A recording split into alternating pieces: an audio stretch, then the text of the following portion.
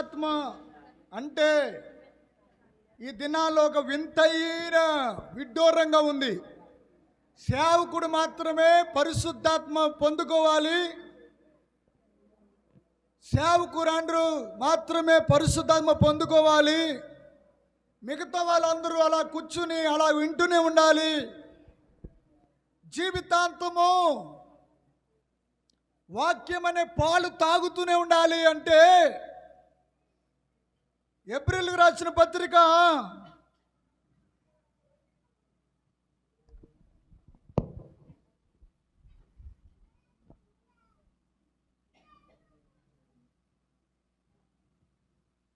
5వ అధ్యాయము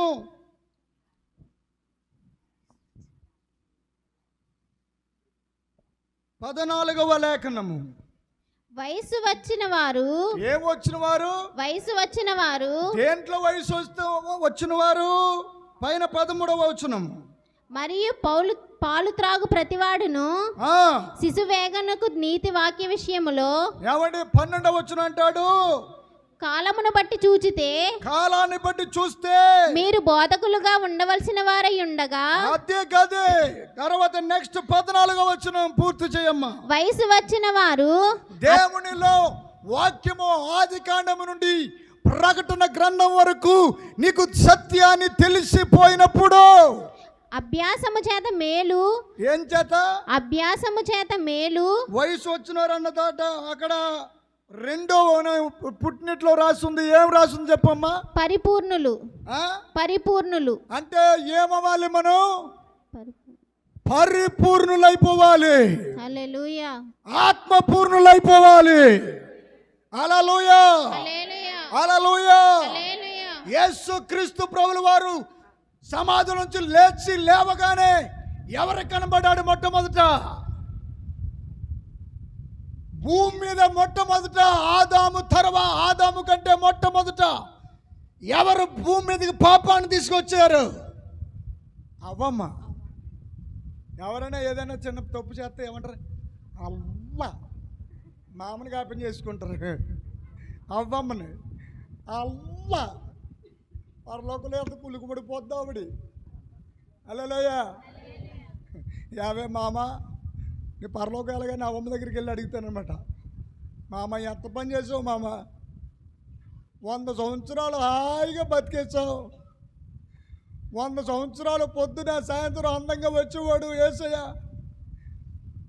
ఆడవిడ వచ్చి చిన్న మాట చెప్తే ఆ పండు తినేసి పుచ్చుక్కుని ఆడికట్టేసావు మా వాడికి, తాతకి. హల్లెలూయా. ఏ పాపం చేసాం చెప్పండి? మన మీద మన పితరులు చేసిన పాపాన్ని బట్టి మన జాతి, మానవ జాతి, నరజాతి అంతా పాపాత్ములుగా మారిపోయాము. కాబట్టి ఈరోజు ఒక కొత్త రెవల్యూషన్, నీకు ఒక ప్రత్యక్షత చెప్పి నేను ముగిస్తాను ఈరోజు. హల్లెలూయా, హల్లెలూయా. అక్కడ 2 పరిపూర్ణులు. పరిపూర్ణత అంటే ఏంటి? పరిపూర్ణత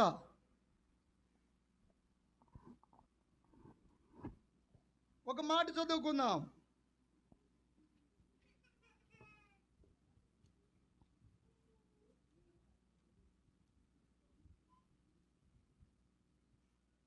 హల్లెలూయా.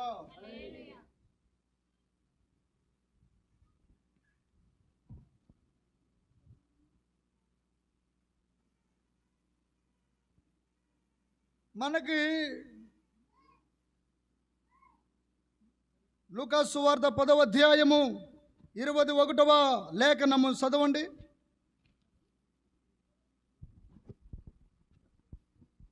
ఆ గడియలోనే యేసు పరిశుద్ధాత్మయందు బహుగా ఆనందించి. ఏం చేశారండి? బహుగా ఆనందించి.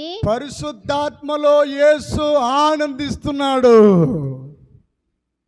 యేసు అంటే ఎవరు? సాక్షాత్తు అజన్మ బ్రహ్మచారి, ఏకేశ్వరుడు, నాదస్వరూపుడు, ఆకాశానికి భూమికి నట్ట నడుమున వేలాడి రక్త ముద్దగా మారిపోయిన రక్తవర్ణుడు ధవలవర్ణుడైన నా ప్రియుడైన యేసు పరిశుద్ధాత్మలో ఆనందిస్తున్నాడు.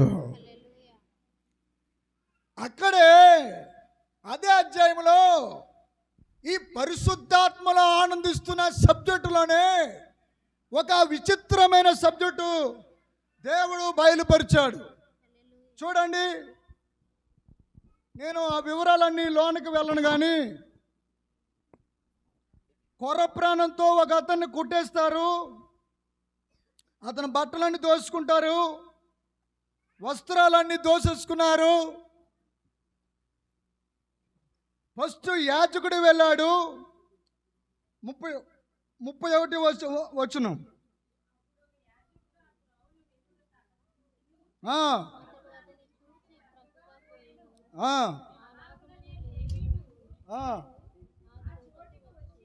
ఎవరు వచ్చారు?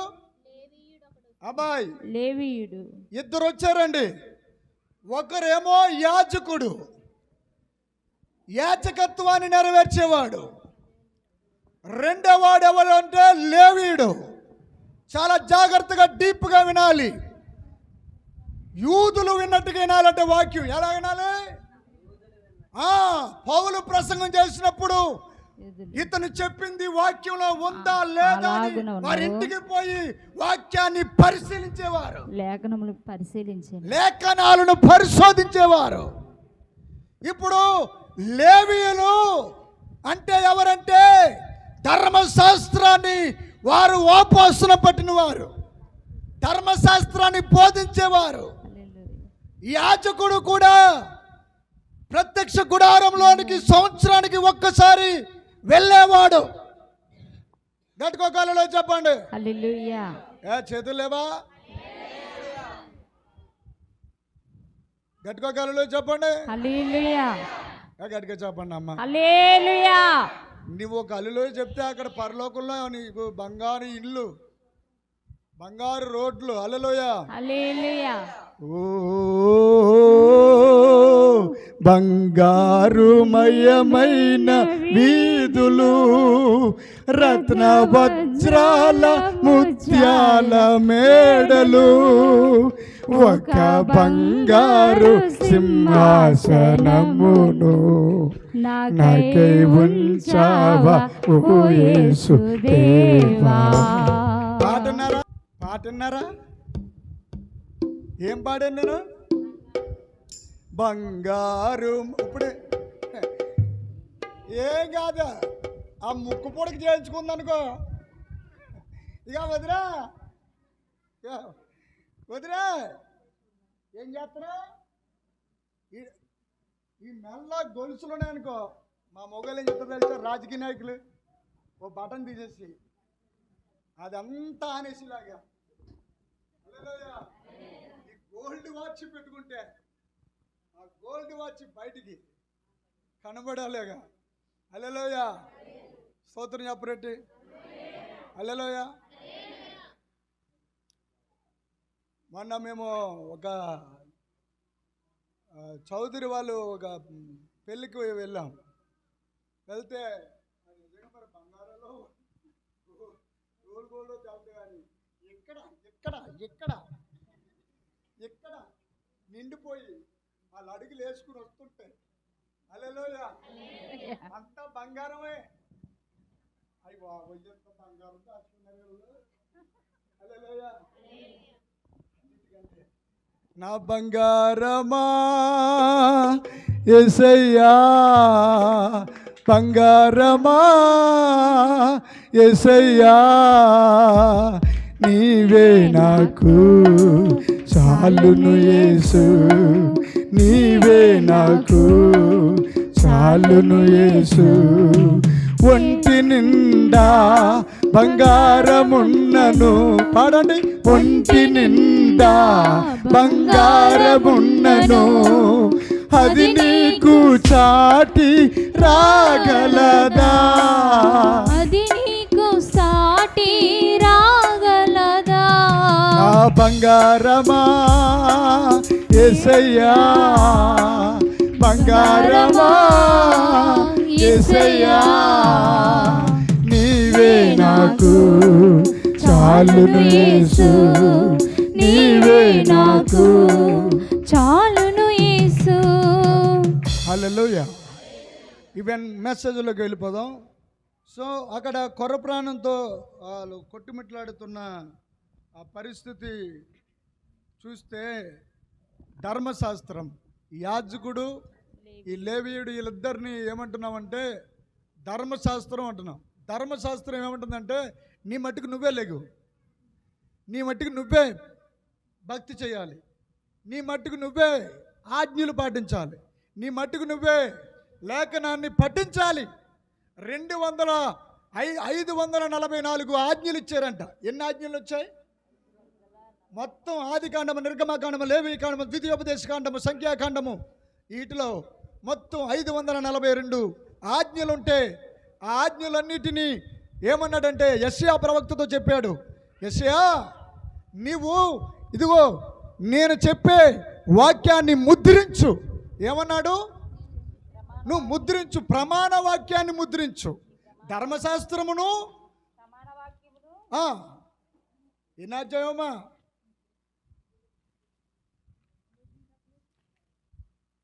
8వ అధ్యాయం. అది నా వాక్యం, నా సబ్జెక్టులది కాదు, సందర్భం వచ్చింది కాబట్టి చూపిస్తున్నాను. ధర్మశాస్త్రమును ప్రమాణ వాక్యమును విచారించుడి. ఏమండి ప్రమాణ వాక్యం ఏంటి? ధర్మశాస్త్రం ఉంది, మరలా ప్రమాణ వాక్యం అంటారు ఏమిటి? ధర్మశాస్త్రమును ప్రమాణ వాక్యమును విచారించుడి, విచారించండి. ఈ వాక్య ప్రకారము వారు బోధించని ఎడల వారికి అరుణోదయము కలుగదు. ఈ వాక్య ప్రకారము బోధించని ఎడల వారికి అరుణోదయము కలుగదు. అరుణోదయము అంటే దేన్ని అంటారు? మనం ఉదయకాలమున సూర్యోదయాన్ని అరుణ అని పేరెట్టుకుంటారు. అరుణ అనే పదానికి అర్థం ఏమిటంటే సూర్యుడా అని అర్థం. అరుణోదయము అంటే సూర్యోదయము. మలాకి గ్రంథములో యెహోవా దినమున ఏం ప్రత్యక్షం అవుతుంది? ఆ మహా దినము రోజున నేనే చూపిస్తానులే. అయితే నా నామమందు భయభక్తులు గల వారికి మీకు నీతి సూర్యుడు ఉదయించు. అది మ్యాటరు. నీతి సూర్యుడు. హల్లెలూయా, హల్లెలూయా. నీతి సూర్యుడు ఉదయిస్తాడట. మలాకి గ్రంథం రాసేసిన తర్వాత దరిదాపులు 400 సంవత్సరాలు ఏమైందంటే మౌన కాల గ్రంథము అన్నారు. మౌనంగా దేవుడు ఉండిపోయాడట. ఆ తర్వాత మత్తయి వచ్చే కంటే మార్కు, లూకా, ఇంకోటి చెప్పరే, మత్తయి సువార్త, మార్కు సువార్త, లూకా సువార్త, యోహాను సువార్త, వీటన్నిటికంటే ముందు బాప్తిజం ఇచ్చే యోహాను ముందుకు ఎంట్రన్స్, జీవ ప్రదాత వచ్చే ముందు అడవిలోనికి ప్రధాన యాజకులను, సద్దుకాయలను వీళ్ళందరినీ దాటుకుని అడవిలో ఉన్న యోహాను దగ్గరికి వాక్యము వెళ్ళిపోయింది. హల్లెలూయా, హల్లెలూయా.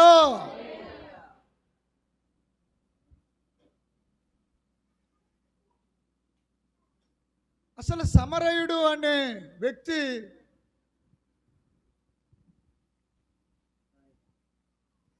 వచ్చి అతను తీసుకుని పోయి కూలవాని ఇంటి, పూట కూలవాని ఇంటికి అప్పగించారు.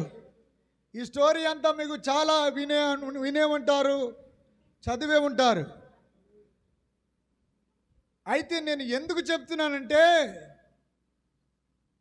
ఆ సమరయ అనే ఆ విధానము యేసు లోక పాపములను మోసుకుని పోయే గొర్రె పిల్లగా యేసుతో, యేసు వలె మాట్లాడుతున్నాడు అక్కడ ఆయన. నేను మరలా వచ్చినప్పుడు నువ్వు ఇతనికి ఎంతైతే ఖర్చు పెట్టావో అంత నేను ఇస్తాను అని అంటున్నాడు ఆ సమరయుడు. ఆ సమరయుడు యేసుకు సాదృశ్యంగా ఉంటే మరొక సంగతి మీకు బయలుపరచాలని ఆశపడుతున్నాను.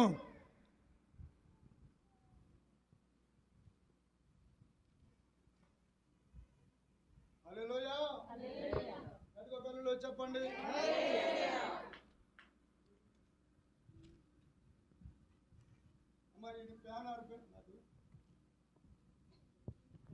వచనాలన్నీ కనబడకుండా దొర్లించేస్తున్నా.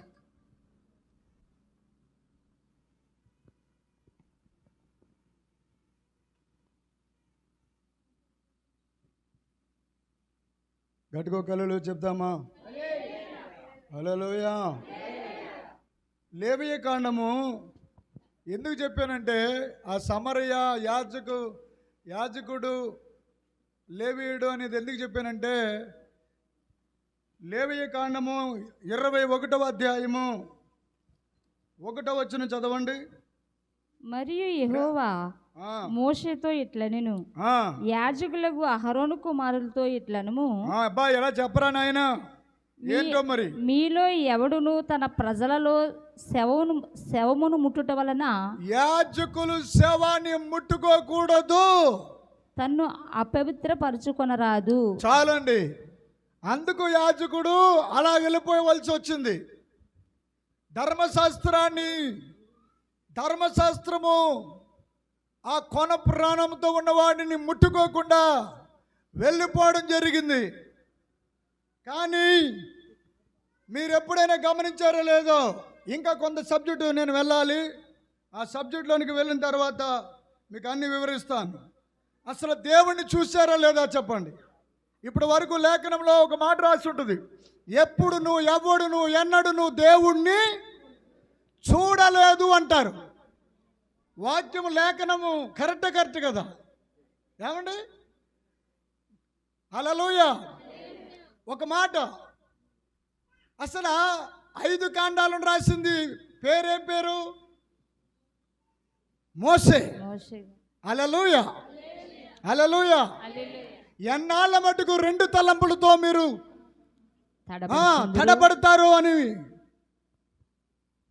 ఆ యెజబెలు బయలుదేవతా దేవుడా యెహోవా దేవుడా తేల్చేసుకుందాం, కమాన్ రండి అని సవాల్ విసిన ఆయన పేరేంటి చెప్పండి? ఏలియా. హల్లెలూయా. మోషేతో అంటాడు చక్కగా 6 లక్షల కాలబలాన్ని నడిపిస్తూ చక్కగా సముద్రాన్ని చీల్చి మన్నా పుర్రేలను కురిపించి వాళ్ళకి బండ. హల్లెలూయా. నీళ్ళు ఎప్పుడు పడితే అప్పుడు కావాలి. ఆ బండ నడిచి వెళ్ళిపోయేదంట. నేను అలా అనుకున్నాను అనమాట. హల్లెలూయా. వాళ్ళు అలాగ వెళ్ళిపోతున్నట్టే, ప్రయాణం అయిపోయి వెళ్ళిపోతున్నట్టే ఆ బండ కూడా వాళ్ళ వెనకాల అలా వెళ్ళిపోతూ ఉందన్నమాట. హల్లెలూయా. హల్లెలూయా. హల్లెలూయా. ఆ బండను మోసే గారు మాట్లాడుతూ ఉండేవారు. ఈ మోసే గారికి కొంచెం కోపం ఎక్కువ. ఒక్కొక్కసారి ఆ కోపం బండ మీద చూపించాడు. బండతో మాట్లాడరా నాయన అంటే బండను బడేలు మాదేశాడు. నీళ్ళొత్తో మాత్రం మానలేదు. హల్లెలూయా. ధర్మశాస్త్రాన్ని ఆ 10 ఆజ్ఞలు పలకలు పడేలమని పాడేశాడు. హల్లెలూయా. పైగా దేవుడి పిల్లల్ని, హల్లెలూయా, మిమ్మల్ని అందరినీ ఎంత జాగ్రత్తగా చూడాలో తెలిసామేమో. హల్లెలూయా. లాలించాలి. పర్రమని పారేసినా సరే తుడిచేసుకుని, హల్లెలూయా, శుభ్రంగా. హల్లెలూయా. హల్లెలూయా చెప్పండి. ఈ మధ్యాహ్నం అలా పోతున్నాడు, మన గొంపకొస్తున్నాడేటి. మనం ఏదో వస్తామని, ఏదో చిన్న కాని కడతామని అలా వెళ్ళిపోయాం, ఇంటికి పోతున్నాడు. అంతమాని ఆ విశ్వాసులే మన దగ్గర వస్తా. హల్లెలూయా. అప్పుడు అలాంటి అప్పుడు ఏం చేయాలనుకున్నా? దైవజనులు ఏం చేయాలంటే లాలించి, హల్లెలూయా, పాలించి, పాలు వాక్యమని పాలు ఇచ్చి ఎంతో ఓపికతో ప్రేమంతా చూపించాలి అక్కడ. అమ్మయ్యా, మా అయ్యగారు అంత ప్రేమ మా మీద. హల్లెలూయా. హల్లెలూయా చెప్పండి. దైవజనుని తలంచుకున్నప్పటికీ ప్రత్యక్షంగా దేవుడే గుర్తుకు రావాలి, రెండో తలంపే రాకూడదు. నా దైవజనుడు ఉన్నాడు, నాకు ఆయన దగ్గరికి పోతే నా సమస్యకు, నా పరిష్కారానికి ఖచ్చితంగా జవాబు దొరుకుతుంది అన్న ఒక గొప్ప దృఢమైన విశ్వాసపు వాక్కును వెదజల్లాలి. హల్లెలూయా, ఒకటో చప్పట్లు.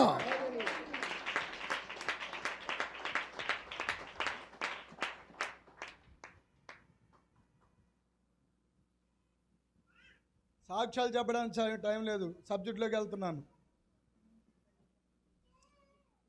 సబ్జెక్టులో నిర్గమ అనే మాట ఎందుకు మాట్లాడారు? నిర్గమ అంటే అర్థం ఏంటంటే రెండుగా విభజించుట. నిర్గమ అనే మాటకు అర్థం ఏమిటంటే గ్రాంథిక భాషలో రెండుగా విభజించుట. ఎందుకు ఈ మాట వాడవలసి వచ్చిందంటే, హల్లెలూయా, ఏమంటే ఎంతగా కెరూబులు, శరాపులు, ఆ మహాదూతలు, దేవదూతలు ఇన్నుండగా పరలోకంలో ఆ మహాపట్టణంలో మూడో ఆకాశం అవతల ఇంకా కోటాను కోట్ల ప్రపంచాలు ఉన్నాయా?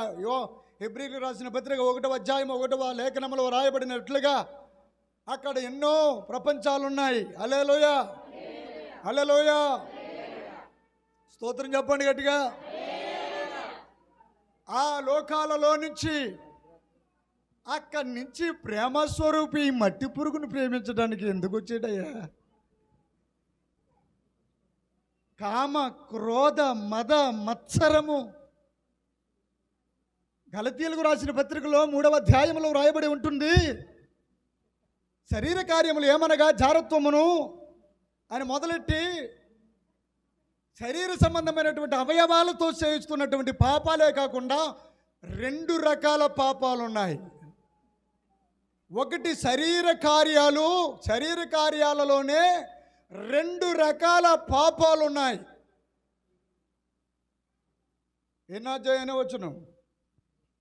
5వ అధ్యాయం కార్యాలు స్పష్టమై ఉన్నాయంట. అబ్బో, చాలా వివరంగా ఉన్నాయంట. చదువుకుతురు దాంట్లో అవేవనగా జారత్వము, అపవిత్రత. ఇంకో మొత్తం మంత్రాలు చదివినట్టు చదివాయి పూర్తిగా. జారత్వము, అపవిత్రత, కాముకత్వము, విగ్రహారాధన, అభిచారము, ద్వేషములు, కలహము, మత్సరములు, క్రోధములు, కక్షలు, భేదములు, విమతములు, అసూయలు, మత్తతులు. ఈవిడి గారు ఎక్కడ కనబడుతుంది? ఇదిగో తెల్ల బట్టలు వేసుకుని ఉన్నాను నేను, ఇలాగో నేను వేస్తున్నాను నేను.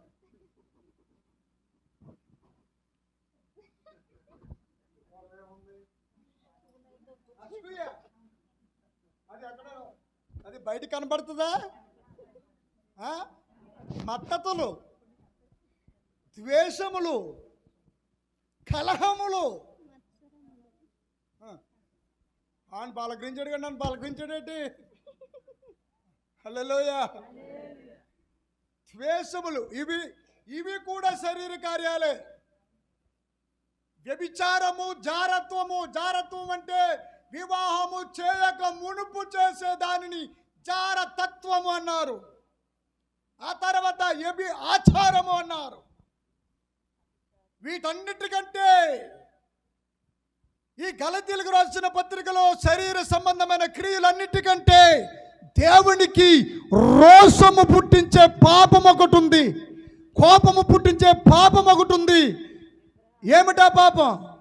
అది మా అమ్మలు చెప్పారు ఇద్దరని, విగ్రహారాధన. అది ఇండియాలో పుష్కలంగా ఉంది.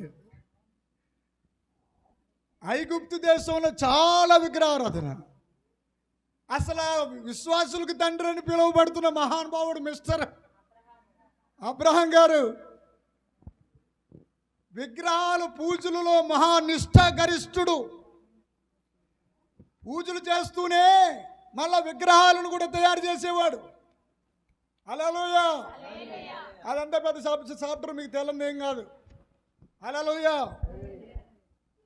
వచ్చండి అమ్మా, బయట నిలబడిన వాళ్ళు లోనికి వచ్చేయండి. యెహోవా చేత ఆస్వాదించబడిన వాళ్ళరా ఇరుక్కుని మరి కూర్చోండి. హల్లెలూయా, హల్లెలూయా చెప్పండి, స్తోత్రం గట్టిగా చెప్పండి.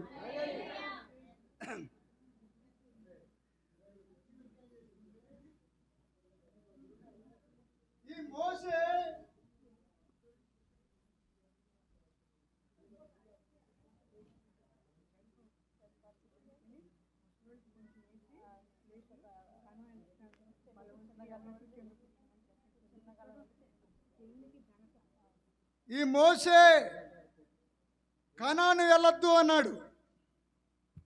ఎక్కడికి? కానాను దేశం వెళ్ళడానికి వీలు లేదు అన్నాడు. కానీ దేవుడు ఎంత ప్రేమమయుడంటే రూపాంతర కొండ మీద రూపాంతర కొండ ఉంటుంది. ఆ రూపాంతర కొండ మీద మోసే దిగి వస్తాడు. ఎవరు తర్వాత ఎవరు దిగి వస్తారు? ఏలియా దిగి వస్తారు.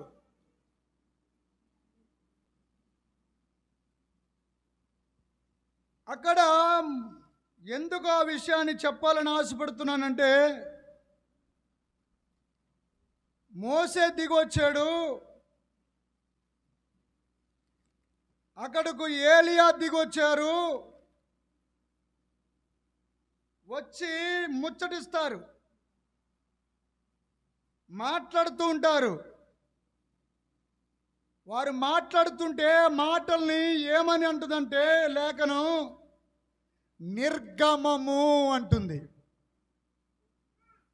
అది చాలా మీకు చూపించాలని నా తపన.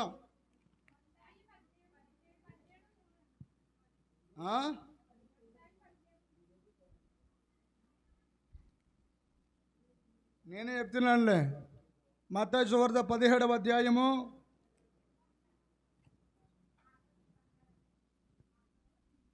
1వ వచనము.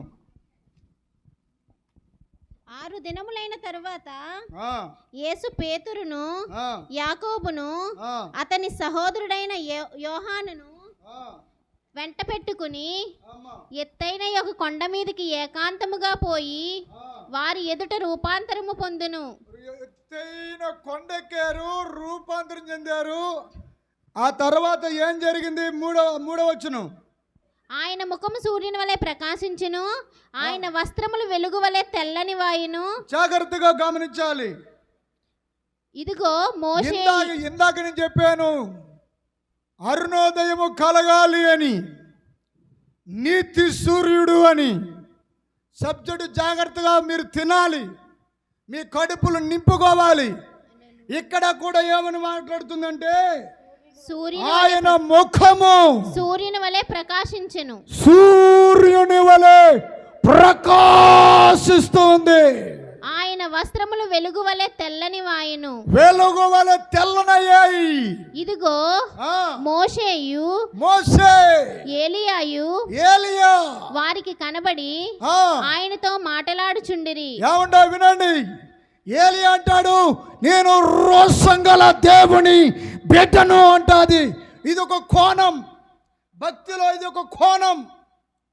చాలా మందికి తెలియక కోపం అనే మాట తగిలించేస్తుంటున్నారు. మా అత్తగారు చాలా కోపం అమ్మ, ఎవరు మొయ్యి. మీ అత్తగారు కోపం కాదు, అది రోషం. హల్లెలూయా, హల్లెలూయా చెప్పు, హల్లెలూయా. ఏలియా రోషం గలవాడు. రోషం గలవాడంటే యథార్థత నిలువెత్తు స్వరూపము, విశ్వాసదాయకము. అబాయ్ రే, మీ దేవుడు పడుకున్నాడేమో లేకొట్టండ్రా, డైలాగ్ వేస్తున్నాడు. మీ దేవతలన్నీ బాగా పడుకున్నాయేమో లెగ్గొట్టండి అంటున్నాడు. కందకం తవ్వించి ఆ రాళ్ళు పేర్చి ఎన్ని రాళ్ళు చెప్పగలరా? అదే 12 గోత్రాలు. 12 గోత్రాలకు సంబంధించిన ఆ రాళ్లను పేర్చి అక్కడ కందకం తవ్వించి దూడలను వధించి ఆకాశములో నుండి ఏం రప్పించాడు? అయస్కాంతం వచ్చిందా? మంచు వచ్చిందా? తుఫాన్ వచ్చిందా? చూస్తుండగానే అగ్ని, చెప్పా, అగ్ని, అగ్ని చెప్పాలి. మీరు ఇంటికి వెళ్ళగానే రేపు నుంచి ఏమనాలి చెప్పు? ప్రైజులాడు చెప్పుకున్న తర్వాత ఏమనాలనుకున్నావు? అగ్నితో. ఏమనాలి? అగ్నితో. ఆమేన్. హల్లెలూయా. అపోస్తుల కార్యము 2వ అధ్యాయము 1, 2, 3 వచనాలలో దేవుడు ఎలా దిగాడని, దేవుడు అగ్ని జ్వాలలుగా దిగాడు. అగ్ని దేవుణ్ణి అగ్నిగా పోల్చబడ్డాడు. అంతేకాదు హోరేబు కొండ మీద మోసేకు ముండ్ల పొద మీదకి ఏ రీతిగా వచ్చాడు దేవుడు? అది తెలిసిన వాళ్ళు చెప్పండి గట్టిగానే. ఆ పక్క వాళ్ళు కనబడేలా చెప్పు, ఎందుకంటే అన్యులు చాలామంది ఉన్నారు ఇక్కడ. హల్లెలూయా. అసలు నన్ను పిలుచుకునేది ఎందుకు పిలుచుకున్నాడు తెలుసా? ఎవ్వడు ఎన్నడు దున్నలేని బీడి భూములను దున్నడానికి. కొట్ట చెప్పట్లే. అప్పుడు ప్రభుని అడిగా, ప్రభువా సంస్కరణ జరగాలి, ఆత్మవరాలు లేవని, ఆత్మఫలాలు లేవని, వాక్యమే ఈ దినాలలో ఉందని చెప్పే వారికి కనువిప్పు కలిగేటట్లుగా నీవింకా జీవించుచున్న దేవుడు అని, బ్రతికి ఉన్న దేవుడు నా దేవుడు అనండి.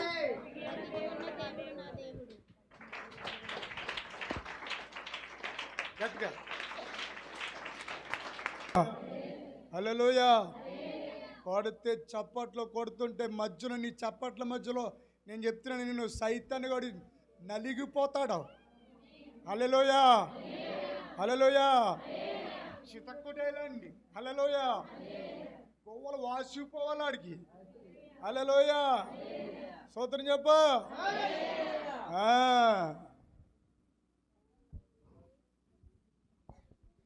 ఏమైంది అక్కడ?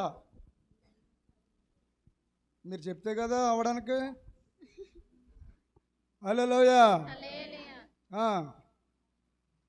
4వ లేఖనం. అప్పుడు పేతురు అంటాడు, అప్పుడు పేతురు, ఎంత కంగారు ఇతనికి, ఒళ్ళంతా కంగారే, రాసే అక్కడ ఇల్లు కట్టేస్తానంటున్నాడు, డాబాలు వేసేస్తానంటున్నాడు. హల్లెలూయా. చూడండి, ప్రభువా మనం ఇక్కడ ఉండటం మంచిది, అయ్య బాబోయ్, నీకిష్టమైతే మోసేకొకటి, ఇక్కడ నీకు ఒకటి, నీకు మళ్ళీ యేసుబో గారు కూడా కట్టేస్తానంటాడు. మోషేకి ఒకటి, మోసేకొకటి, ఏలియాకి ఒకటి, 3 పర్ణశాలలు కట్టుదని యేసుతో చెప్పాను. యేసుతో చెప్పాడు. కానీ ఒక్కడ జరిగిన రహస్యం ఏంటంటే తెలుసా? 5వ వచనంలో చదువమ్మా. 5వ వచనము. అతడు ఇంకనూ మాట్లాడుచుండగా, అతడు ఇంకనూ మాట్లాడుతూ ఉండగా, ఇదిగో ప్రకాశమానమైన యొక్క మేఘము వారిని, సాతాను సాతాను, ఆకాశ మండలమునందున్న దురాత్మల సమూహములారా, భూమి మీద తిరుగుతున్న లోకనాథులారా, నా దేవుడు చీకటి కాదు, ఆయన ప్రకాశమానమైన ఒక మేఘము వారిని కమ్ముకొనెను. ఒక మేఘము వారిని కమ్ముకొనెను. ఒక మేఘము కమ్ముకుంది. ఇదిగో ఈయన నా ప్రియ కుమారుడు, ఈయన యందు నేను ఆనందించుచున్నాను. అబ్బా అబ్బా అబ్బా. అక్కడ తండ్రి, కుమార, పరిశుద్ధాత్మ త్రియేక ఏకనామమైన యేసుక్రీస్తు నామము భూమి మీద ఉండగా, ఆ స్వర్గలోకములో నుండి, వైకుంఠములో నుంచి మహాదేవుడు మాట్లాడుతున్నాడు. మేఘములో నుండి ఈ మాట వినుడి అని ఒక శబ్దము. ఈయన మాట వినుడని ఒక శబ్దము ఆ మేఘములో నుండి పుట్టెను. శిష్యులు వెంటనే ఏం శిష్యులు చేశారు ఈ చెప్పండి? మాట విని బోర్లా పడి మిక్కిలి భయపడగా ఏం చేశారు? సెల్యూట్ అన్నారా? యేసు వారి యొద్దకు వచ్చి అమ్మా అక్కడ ఆ మాట శిష్యులు ఏం చేశారు? బోర్లా పడి మిక్కిలి భయపడగా. హల్లెలూయా చెప్పండి. ఒరే ఒరే యేసుబాబు శిష్యులందరినీ వెరైటీగా చంపేశాం. పేతురు అన్నాడు, నేను ఆయన యోగ్యుని కాదు, పైనుంచి కిందకి వేసేయండి, నన్ను కాలు పైకెట్టేసి కాలు చేతులు కిందకెట్టేసి వేసేయండి సిలువా అన్నారు. అందరినీ వెరైటీగా చంపేశాం రా. ఇంక ఈ యోహాన్ గారు ఒకడున్నాడు ముసలోడు. వీడిని ఏం చేద్దామంటే ఓ డబ్బా తెచ్చేద్దాం. ఆ డబ్బా నిండా వేడిగా బాగా నూనె మరిగిపోయేలాగా బాగా నూనె పొగలొచ్చేయాలి. ఇంకా మనిషి పడితే ఎముకలు కూడా కరిగిపోవాలి. అలా చేసేసి ఆ దాంట్లోని అతను పెట్టేసి పైన మూతెట్టేసి అలాగ ఒక పావు గంట అరగంట అయిపోయాక వాళ్ళు మూత ఎత్తుంటే ఆయన ఏం చేస్తున్నాడు తెలుసా? కుతూహల మర్పాటమే నీ యేసుని సన్నిధిలో అని లేస్తున్నాడు. ఓర్ని ఈడు ఇదేంట్రా నాయన, ఇక్కడ కూడా చావలేదు. పద్మాసు దీపంలోనికి తీసుకెళ్ళిపోయి పాడేస్తే అక్కడ ఆకులు మనుషులను నొక్కేస్తాయి, అక్కడున్న చెట్లు మనుషుల్ని పిప్పి చేసేస్తాయి. అలాగ ఒక జంతువు దాంట్లో పడితే జంతువు పీకి నొలిపేస్తాయి.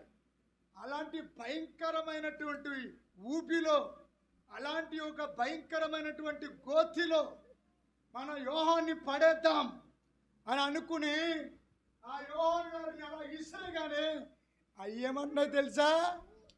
హల్లెలూయా, రండి రండి రండి రండి యోహాన్ గారు, మీరు రండి రండి. హల్లెలూయా. ఆ చెట్లన్నీ యోహాన్ గారిని పిలిచాయి. అప్పుడు ఆయన యోహాను గారు ఆత్మవశుడైపోయి హల్లెలూయా పోర్లా పడిపోయాడు చచ్చినోలాగా. దేవుడు ప్రత్యక్షమయ్యాడు. ఆ ఆకులన్నిటి మీద 22 అధ్యాయాలు రాసేశాడు. కొట్టు చప్పట్లు. హల్లెలూయా. నిన్ను ఏకాంతముగా ఎవరైతే ఇశ్రాయేలు అని చూస్తున్నారో, నీ ఇంట్లో ఎవరున్నా, ఎంతమంది ఉన్నా సరే, కొంతమందికి అందరూ ఉన్నా సరే ఏదో ఒక మానసికమైనటువంటి ఒత్తిడితో ఒంటరిగా ఫీల్ అవుతూ ఉంటారు. చాలా మంది చూడండి సడన్గా ఉర్రేసేసుకుంటారు, సడన్గా చనిపోతారు. ఈ ఆత్మ, ఈ స్పిరిట్ ఎలా పనిచేస్తాయి? అప్పుడు దాకా బాగానే మీ ఎంజాయ్ చాలదా? అప్పుడు దాకా బాగా పని చేసుకుందమ్మా, అప్పుడు దాకా బాగానే ఉన్నారు. ఏంటో తలుపులు కూడా వేసుకోలేదు, తలుపులు అలా జారేసే ఉన్నాయి. జరిగింది ఇది కూర్మాపురంలోనూ జరిగింది. మీ కుమారుడి మీద మరణపు ఆత్మ ఏలుబడి చేస్తుంది, మీ కుమారుని తీసుకునిరా అని నేను ప్రవచనం చెప్పాను. మరణపు ఆత్మ వెంటాడుతుంది, చాలా ప్రమాదకరమైన స్పిరిట్ వెంటాడుతుంది. పెళ్ళయింది, చక్కటి భార్య ఉంది, కానీ ఇల్లు ఉంది, మంచి బిల్డింగ్ ఉంది, కానీ చచ్చిపోవాలి. ఈ ఆత్మ వెంటాడుతుంది, చూడు, తీసుకునిరా అంటే 2-3 నెలలు తీసుకురాలేకపోయారు. నిర్దాక్షిణ్యంగా తలుపులు జారేసే ఉన్నాయి, కిటికీ తీసే ఉంది, ఊరు వేసుకుని చనిపోయాడు. ఆవిడొచ్చి ఇక్కడ ఏడుస్తుంది, నా కొడుకుని ఇప్పుడు వచ్చి మీరు బతికించాలి అంటది. హల్లెలూయా, హల్లెలూయా.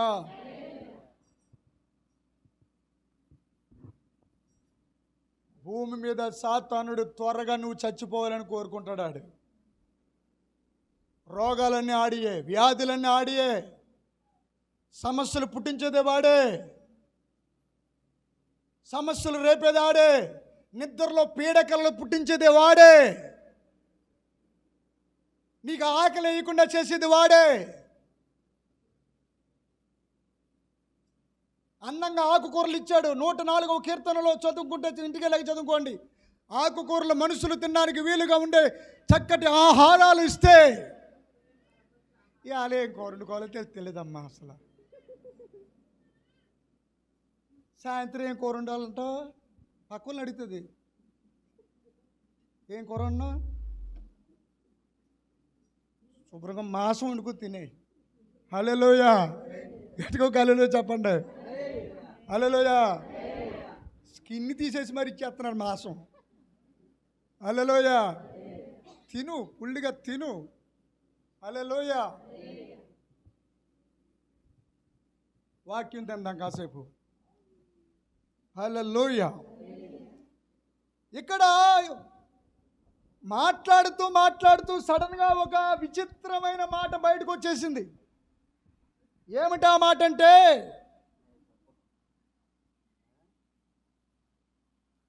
తొమ్మిదవ వచనం చదవమ్మా కూతురా.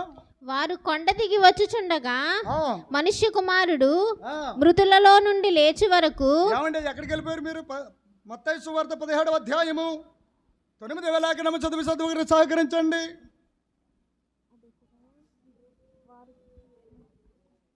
వారు కొండ దిగి వచ్చుచుండగా ఆ, మనుష్య కుమారుడు ఆ, మృతులలో నుండి లేచి వరకు.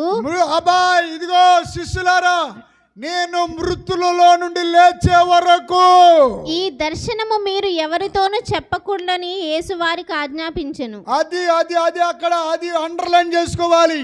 ఈ దర్శనమును దేవుని బిడ్డలైన మీ అందరికీ దర్శనపు ఆత్మ వరము వస్తున్నాయి, దర్శనాలు వస్తాయి, దేవుని శక్తి దిగి వస్తాయి.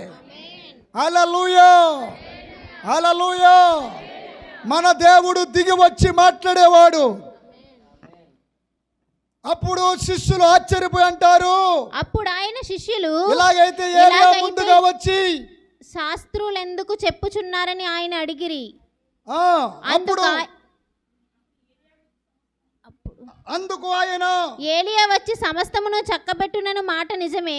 ఏలియా వచ్చి సమస్తము చక్క పెడతాడు. ఇక్కడ ఏలియా అనే పదానికి అర్థం ఏమిటంటే ఎదురులేని అభిషేకం. హల్లెలూయా, హల్లెలూయా. ఏలియా గారు ఒక నదిని 2 పాయలు చేస్తాడు. ఏ నది అది? అలాగా చీల్చేశాడు. వెనకాల ఎలీషా నడిచి వచ్చేస్తున్నాడు. అన్నాలు చదువుకోండి బైబిల్లో, అన్ని చెప్పేస్తాను ఉన్నారేంటి? హల్లెలూయా, గట్టిగా స్తోత్రం చెప్పండి. హల్లెలూయా.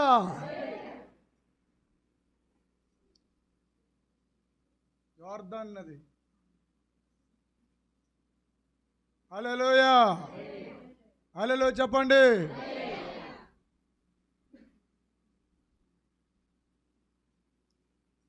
ఆ తర్వాత 12వ మాట, 12వ వచనం. అయినను ఏలియా ఇదివరకే వచ్చాడు ఏలియా. వారు అతనిని ఎరుగక తమకిష్టము వచ్చినట్టు అతని ఎడల చేసిరి. వెనక చేశారు, లెక్క చేయలేదు. ఆ ఆత్మ అభిషేకము, అదే పాత నిబంధనలు ఉన్న అభిషేకము, ఆ పాత నిబంధన గ్రంథంలో ఉన్నటువంటి ప్రవక్తలందరి మీద ఉన్నటువంటి అభిషేకము. హల్లెలూయా, హల్లెలూయా చెప్పండి. హల్లెలూయా. ఇప్పుడు నిర్గమకాండములోనికి రండి. నిర్గమకాండము 24వ అధ్యాయము 10వ వచనం. ఇశ్రాయేలీయులు దేవుని చూచిరి. ఏడమ్మా? ఇశ్రాయేలీయులు దేవుని చూచిరి. అందరికి కనబడేలా చెప్పండి. ఇశ్రాయేలీయులు దేవుని చూచిరి. మరి చూడలేదని అన్నది ఎందుకన్నారు? ఆయన పాదముల క్రింద నిగనిగలాడు నిలమయమైన వస్తువుల వంటిదియు, ఆకాశ మండలపు తేజము వంటిదియు ఉండెను. ఇశ్రాయేలీయులకు దేవుడు కనబడ్డాడు. హల్లెలూయా, హల్లెలూయా చెప్పండి. హల్లెలూయా. ఇంకా మీకు విషయం చెప్పనా? ఎందుకు దేవుడు భూమధ్యపురం, మీరు ప్రపంచ పటాన్ని తీసుకుని 4 మడతల ఇగో ప్రపంచ పటం తీసుకుని